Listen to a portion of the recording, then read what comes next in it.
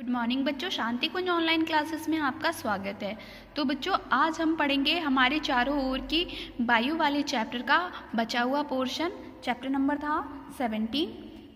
आज का हमारा टॉपिक है वायुमंडल में ऑक्सीजन तथा कार्बन डाइऑक्साइड का संतुलन, कि इनका संतुलन हम कैसे बनाकर रखते हैं। तो प्रायः सभी सजीव श्वसन करते हैं। इस क्रियाकलाप हेतु वे वायुमंडल से ऑक्सीजन लेते हैं और भोजन के पाचन के समय इस ऑक्सीजन का उपयोग करके सजीव कोशिकाओं के भीतर ऊर्जा को मुक्त करने के लिए किया जाता है इसका प्रयोग। इस प्रक्रिया में कार्बन डाइऑक्साइड तथा जलवाष्प उत्पन्न हो जाते हैं जो वायुमंडल में मुक्त कर दिए जाते हैं। ये प्रक्रम श्वसन कहलाता है। तो श्वसन में क्या करते हैं, हम लोग ऑक्सीजन लेते हैं और इस ऑक्सीजन से क्या होता है कि ये हमारी कोशिकाओं में जाकर ऊर्जा को मुक्त करती है और फिर उसके बाद में हम क्या करेंगे, हम अपनी सांस को बाहर छोड़ते हैं और इसके साथ में कार्बन डाइऑक्साइड निकलती है और साथ में कुछ वाटर वेपर यानी जलवाष्प भी निकल जाती है। और इस प्रक्रम को हम क्या कहेंगे, इसे हम रेस्पिरेशन या श्वसन कहेंगे, यानी सांस लेना कहेंगे। इसके अतिरिक्त ईंधन के दहन में भी ऑक्सीजन का उपयोग होता है तथा कार्बन डाइऑक्साइड मुक्त होती है। तो जब भी हमने क्लास में भी सीखा था कि अगर हमने क्या किया, किसी मोमबत्ती पर ग्लास रख दिया तो कुछ देर तक तो वो जलेगी, उसके बाद वो बुझ जाएगी। जैसे ही ऑक्सीजन खत्म होती है वो बुझ जाती है। तो क्या होता है कि जलाने में भी हमें ऑक्सीजन की ज़रूरत होती है और जब हम कोई चीज़ जलाते हैं तो उसमें कार्बन डाइऑक्साइड मुक्त होती है। ये प्रक्रियाएं इसी प्रकार चलती रही तो ऑक्सीजन की मात्रा एक दिन समाप्त हो जाएगी। इसीलिए क्योंकि कार्बन डाइऑक्साइड की मात्रा चरम सीमा तक बढ़ जाएगी, किंतु ऐसा नहीं होता। हरे पौधे वायुमंडल से कार्बन डाइऑक्साइड तथा भूमि से जल लेते हैं एवं सूर्य प्रकाश की उपस्थिति में कच्चे सामग्रियों से भोजन बनाते हैं। और ये प्रक्रिया क्या कहलाती है, ये प्रक्रिया कहलाती है प्रकाश संश्लेषण। यानी प्रकाश संश्लेषण की क्रिया में पौधे क्या करेंगे, कार्बन डाइऑक्साइड को लेते हैं और ऑक्सीजन छोड़ देते हैं, जिससे कि क्या होता है कि हमारा ऑक्सीजन की साइकिल मेंटेन रहती है, यानी हमारा ऑक्सीजन भी कम नहीं होता और कार्बन डाइऑक्साइड भी ज़्यादा नहीं बढ़ती है।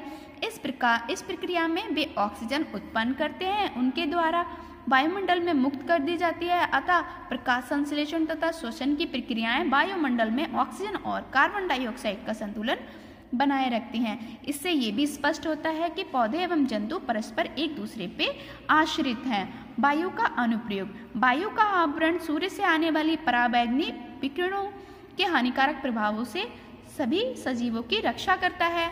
और क्या करते हैं, सभी सजीवों को श्वसन में ऑक्सीजन की जरूरत होती है, तो वो हमें किससे मिलती है, वायुमंडल से ही मिलती है। पवन ऊर्जा का उपयोग ऊसाई प्रक्रिया में भी किया जाता है। इसके अलावा नाइट्रोजन का उपयोग उर्वरक तैयार करने में किया जाता है। पक्षी, चमगादड़ एवं कीट पतंगे हवा में उड़ते हैं। उसके बाद है वायु प्रदूषण क्या है, तो वाहनों एवं कारखानों द्वारा हवा में हानिकारक गैसें, जहरीले पदार्थ के छोटे छोटे कण छोड़े जाते हैं। ईंधन यानी कोयला और पेट्रोल के दहन से भी हानिकारक गैस मुक्त होती हैं। ये गैसें क्या करती हैं, हवा में फैल जाती हैं और हवा को दूषित कर देती हैं और ये अशुद्ध हो जाती है। अब होता क्या है कि हम इस अशुद्ध हवा को क्या कहेंगे, प्रदूषित वायु कहेंगे, और जिस प्रक्रिया में ये अशुद्ध हो रही हैं उसे हम वायु प्रदूषण कहते हैं। तो वायु प्रदूषण क्या होता है कि हवा को अशुद्ध करना वायु प्रदूषण कहलाता है। अब प्रदूषित हवा पौधे एवं जंतुओं दोनों के लिए हानिकारक होता है। ये हमारे फेफड़े और आंखों में को तो नष्ट कर ही देती है और इससे त्वचा रोग भी उत्पन्न हो जाते हैं। वायु प्रदूषण को नियंत्रित या कम करने के लिए हमें वृक्षारोपण करना चाहिए। सभी पौधे प्रकाश संश्लेषण के समय कार्बन डाइऑक्साइड लेते हैं और वायुमंडल में ऑक्सीजन मुक्त कर देते हैं। कार, स्कूटर और भी बहुत सारे वाहन हैं, इनकी जांच करवानी चाहिए। इससे ये रहता है कि प्रदूषण किस अमाउंट तक फैल रहा है, हमें ये पता चल जाता है। तो बच्चों, यहाँ हमारा चैप्टर कंप्लीट होता है। अब करते हैं क्वेश्चन आंसर्स। देखो, रिक्त स्थानों की पूर्ति में पहले में आपको क्या भरना है, पहले में भरना है वायुमंडल कहलाता है। दूसरा है हवा में सुगंध नहीं है और इसे देखा भी नहीं जा सकता। तीसरा, और इसके साथ में ही उपस्थिति को महसूस कर सकते हैं। तीसरा है हवा में द्रव्यमान है तथा ये स्थान घेरती है। चौथा है हम हवा को सांस के रूप में लेते हैं, वह निश्वास का वायु कहलाती है तथा जिस वायु को छोड़ते हैं उसे निश्वास कहते हैं, इसे निश्वास कहते हैं। मछली, केकड़े, ऑयस्टर, झींगा ऑक्सीजन को सीधे सांस नहीं ले सकते। व्हेल एवं डॉल्फिन भी जलीय जंतु हैं। फिर है मिलान करना है। पवन चक्की विद्युत ऊर्जा उत्पन्न करती है। आर्गन धूल कण वायुमंडल का संगठन है। त्वचा रोग वायु प्रदूषण से होते हैं। गलफड़े जलीय जंतुओं में होते हैं। नाइट्रोजन उर्वरक बनाती है। फुफ्फुसीय श्वसन डॉल्फिन में भी होता है। अब क्वेश्चन नंबर 1 है, हवा क्या है, आप इसके संगठन से क्या समझते हैं? तो इसके लिए पहली लाइन आप लिखेंगे, जो हवा हम सांस के द्वारा ग्रहण करते हैं वह गैसों का मिश्रण होता है। अगली लाइन में आप इसमें करीब 78% नाइट्रोजन से लेके मात्रा में विद्यमान तक लिखेंगे और साथ में ये चित्र भी आप ड्रॉ करेंगे। अगला क्वेश्चन है, आप कैसे प्रमाणित करेंगे कि हवा स्थान घेरती है? तो इसके लिए आप ये जो क्रियाकलाप दिया हुआ है इसमें से लिखेंगे। तो इसमें यहाँ से लिखना है, पहले लेंगे एक खाली बोतल लीजिए, एक लाइन ये लिखेंगे।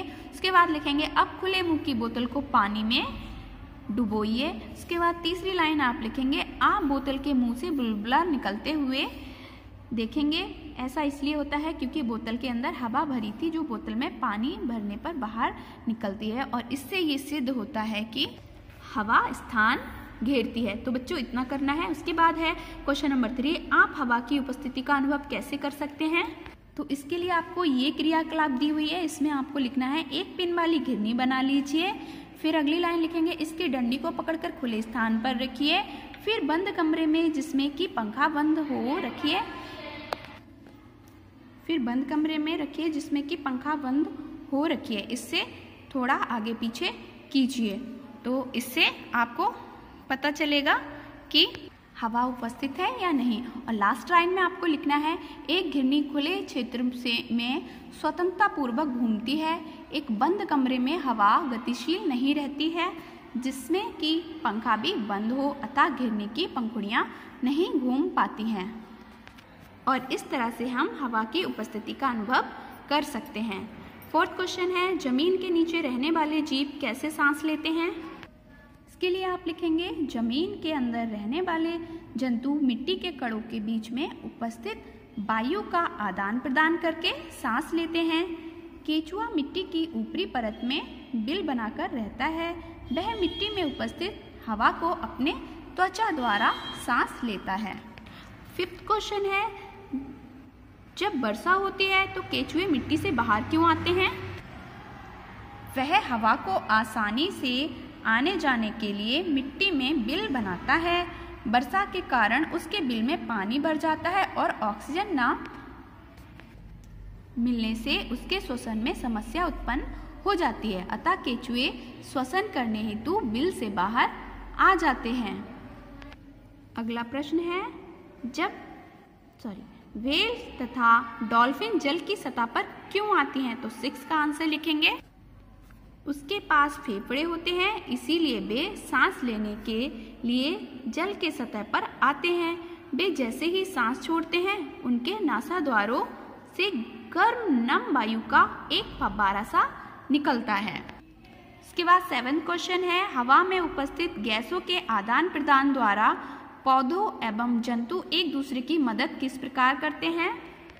तो इसका आंसर आप लिखेंगे, हरे पौधे वायुमंडल से कार्बन डाइऑक्साइड तथा भूमि से जल लेते हैं एवं सूर्य प्रकाश की उपस्थिति में इन कच्चे सामग्रियों से भोजन बनाते हैं। से लेकर आपको लिखना है कि पौधे एवं जंतु परस्पर आश्रित हैं। और लास्ट क्वेश्चन है, हवा के कुछ उपयोगों को लिखिए। इसके लिए हवा के अनुप्रयोग में फर्स्ट लिखेंगे, वायु का आवरण यानी वायुमंडल सूर्य से आने वाली पराबैंगनी विकिरणों के हानिकारक प्रभावों से सभी सजीवों की रक्षा करता है। सभी सजीवों को श्वसन में ऑक्सीजन की जरूरत पड़ती है। पवन ऊर्जा का उपयोग ऊसाई प्रक्रिया में भी किया जाता है। इसके अलावा नाइट्रोजन का उपयोग उर्वरक तैयार करने में किया जाता है। और 6 का भी लिखना है। तो बच्चों यहाँ हमारा चैप्टर कंप्लीट होता है। नेक्स्ट क्लास में लास्ट चैप्टर कंप्लीट करेंगे। तब तक के लिए बाय बाय।